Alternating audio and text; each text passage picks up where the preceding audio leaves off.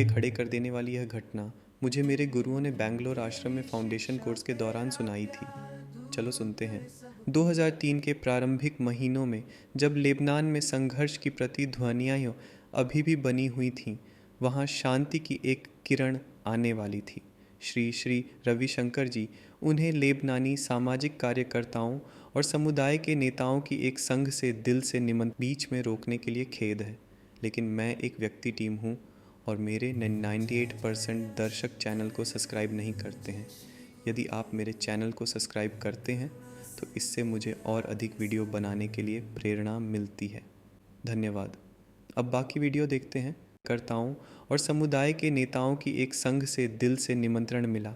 उनका देश वर्षों के संघर्ष से दागदार चिकित्सा और शांति की गहरी आवश्यकता में था। कार्यकर्ता मानते थे कि श्री श्री की शिक्षाएं और उपस्थिति परिवर्तन को प्रेरित कर सकती हैं और नई आशा का संचार कर सकती हैं। जब श्री श्री रविशंकर जी विमान से उतरे और बेरूत अंतर्राष्ट्रीय हवाई अड्डे के टरमैक पर कदम रखा तो वहाँ की हवा उम्मीदों और हाल के संघर्ष के अवशेषों से भरी हुई थी। उनका स्वागत विविध व्यक्तियों के एक समूह ने किया, जिसमें ईसाई, मुस्लिम और द्रूज नेता शामिल थे, जो शांति के साझा उद्देश्य से एकजुट हुए थे। उनका पहला दिन बैठकों और सार्वजनिक भाषणों से भरा था, जहां उन्होंने क्षमा, ध्यान की शक्ति और सांप्रदायिक विभाजनों को पार करने की आवश्यकता के बारे में बात की। अगले दिन स्थानीय एनजीओ, युवा कार्यकर्ताओं और युद्ध पीड़ितों के साथ बातचीत के लिए समर्पित था। ये मुलाकातें सिर्फ ज्ञान देने के लिए नहीं थीं, बल्कि सुनने के लिए भी थीं। वास्तव में उन लोगों की कहानियों को सुनना जिन्होंने कष्ट सहा था और जो एक बेहतर भविष्य के लिए लड़ रहे थे। अपनी यात्रा के तीसरे दिन श्री श्री ने निकटवर्ती कब्रिस्तान में जाने का इरादा घोषित किया, जहां अनेक युद्धों के दौरान मारे गए लोगों की कब्रें थीं। उन्होंने कब्रों के बीच चलते हुए मृत आत्माओं के लिए प्रार्थना की। यह एक गंभीर यात्रा थी, जिसका उद्देश्य खोए हुए जीवनों को सम्मान देना और शायद जीवित लोगों को कुछ समापन प्रदान करना था। जैसे ही समूह कब्रिस्तान के केंद्र में पहुंचा, वहां एक अचानक स्थिरता छा गई। बिना किसी चेतावनी के श्री श्री रविशंकर जी अचानक जय जय रविशंकर, जय श्री गुरुदेव, करुणा सिंधु दया के सागर,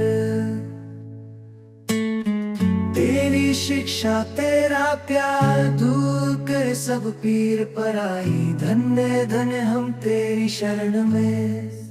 श्री श्री रविशंकर जी अचानक गिर पड़े। उनका शरीर नरमी से ज़मीन पर गिरा। उनके अनुयायी तुरंत उनकी मदद के लिए दौड़े। कुछ मिनटों के तनावपूर्ण पलों के बाद, जो घंटों की तरह लग रहे थे, श्री श्री ने होश में आए। उनके पहले शब्द सभी को चकित कर दिया।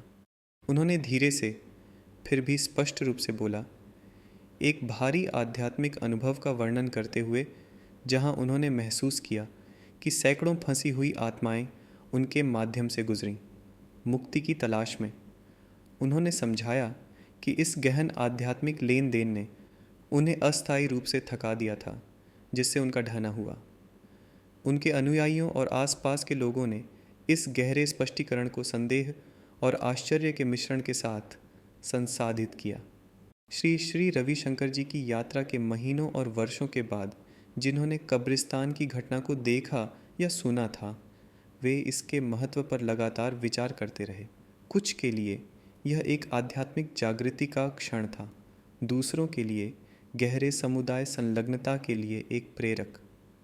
विविध व्याख्याओं के बावजूद एक बात स्पष्ट थी, उनकी यात्रा ने युद्ध से भली भांति परिचित भूमि में शांति के बीज बो दिए थे। तेरी शिक्षा तेरा प्यार दूर कर सब पीर पराई, धन्य धन्य हम तेरी शरण में। सदा रहे तेरा भावार, जय जय रविशंकर, जय श्री गुरुदेवा,